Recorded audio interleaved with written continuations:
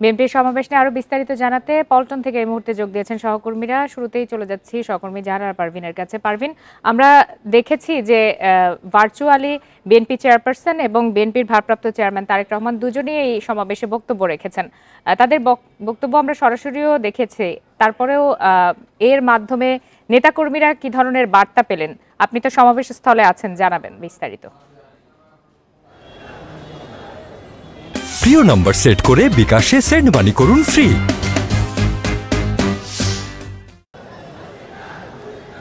পারভিন, আপনি কি শুনতে পাচ্ছেন কিনা?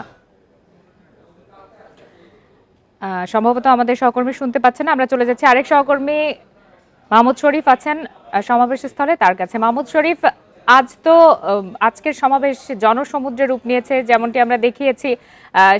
সেখানে বিএনপি চেয়ারপারসন এবং বিএনপির ভারপ্রাপ্ত চেয়ারম্যান ভার্চুয়ালি বক্তব্য রেখেছেন। নেতাকর্মীরা কি ধরনের বার্তা পেলেন এখান থেকে? আজকের সমাবেশ গণঅভ্যুত্থানে আওয়ামী লীগ সরকারের পতনের একদিন পরে এই সমাবেশ। মূলত এই সমাবেশে যারা এসেছেন ঢাকা সহ ঢাকার বাইরে থেকে, তারা বলছেন এটাকে অনেকটা বিজয় উল্লাস পালন করার মতো তারা আজকে দেখছেন এই বিষয়টিকে, আজকে সমাবেশটিকে। এবং এখানে বক্তব্য রেখেছেন তারেক রহমান এবং বিএনপি চেয়ারপারসন খালেদা জিয়া। তারেক রহমান তার বক্তব্যে যে বিষয়টি বলেছেন, ছাত্র জনতা আন্দোলন সফল হয়েছে।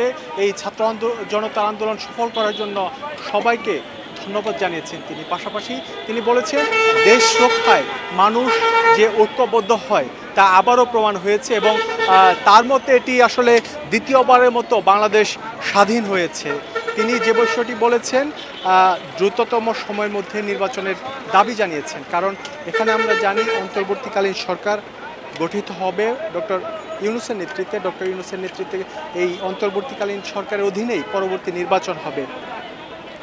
বিএনপি চাইছে 3 মাসের মধ্যে নির্বাচন যাতে হয় এবং নির্বাচিত জনপ্রতিনিধির কাছে বা নির্বাচিত জনপ্রতিনিধির হাতে যাতে ক্ষমতা থাকে, তার জন্য মূলত তারেক রহমান এখানে নির্দেশনা দিয়েছেন তার বক্তব্যে। এবং তারেক রহমান একটি বিষয় বলেছেন যে এই ছাত্র জনতার আন্দোলন ঘিরে পরবর্তী যে গণঅভ্যুত্থান হয়েছে, সফল গণঅভ্যুত্থান পর দেশের বিভিন্ন জায়গায় সহিংসতার ঘটনা ঘটেছে।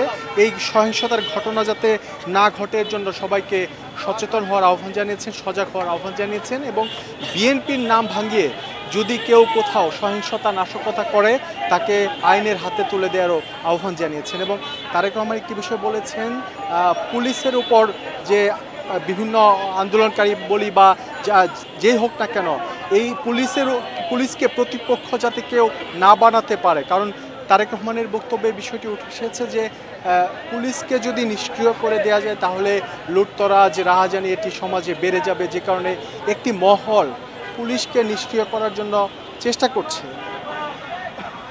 তারেক রহমানের বক্তব্যে আমরা এই বিষয়টি লক্ষ্য করেছি যে তারেক রহমান বলেছেন যে এখন যেহেতু দেশে জনগণের সরকার প্রতিষ্ঠিত হবে, যে কারণে মেধাবীরা মেধার মূল্যায়নে তারা চাকরি পাবেন এবং দেশে যাতে কোনো ধরনের বিশৃঙ্খল পরিস্থিতি তৈরি না হয় এই জন্য তিনি বিএনপি সহ সবাইকে সচেতন হওয়ার আহ্বান জানিয়েছেন। পাশাপাশি দেশকে সামনে এগিয়ে নেওয়ার জন্য যত ধরনের কাজ আছে তিনি বিএনপির পক্ষ থেকে করবেন বলে জানিয়েছেন। পাশাপাশি বিশ্বের সাথে তাল মিলিয়ে বাংলাদেশকে এগিয়ে নিয়ে যেতে চান বিএনপির ভারপ্রাপ্ত চেয়ারম্যান তারেক রহমান, সেটিও আজকের এই বক্তব্যে জানিয়েছেন।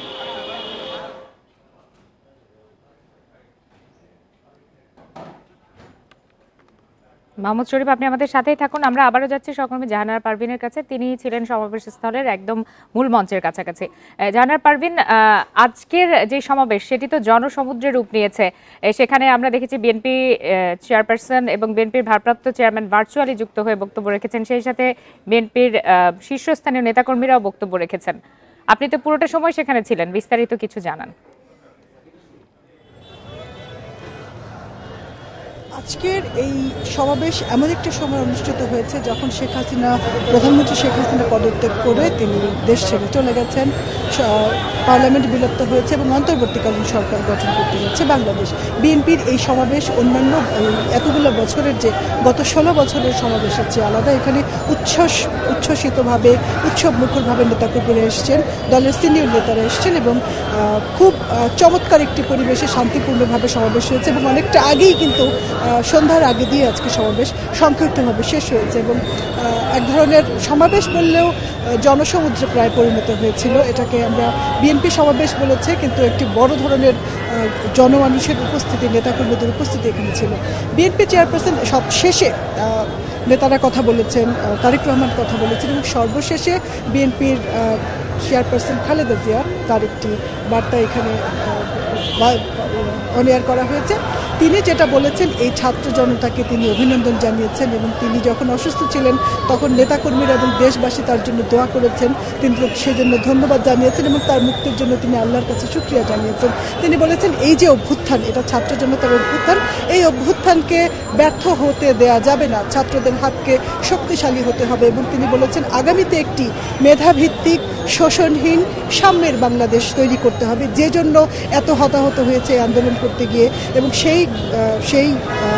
সেই সংগ্রাম এবং সেই ত্যাগ বৃথা যেতে দেওয়া যাবে না, এমনটি আহ্বান জানিয়েছেন। এবং খালেদা জিয়া বলেছেন যে জন্য এই অভ্যুত্থান, তার যে মূল লক্ষ্য একটি সুন্দর বাংলাদেশ করা, সেই বাংলাদেশ গড়তে হবে। তিনি বলছেন সেই বাংলাদেশ মেধাবীদের জায়গা হবে, সেই বাংলাদেশ হবে শোষণহীন, বৈষম্যহীন এবং মেধাভিত্তিক বাংলাদেশ করার আহ্বান জানিয়েছেন বিএনপি চেয়ারপারসন বেগম খালেদা জিয়া।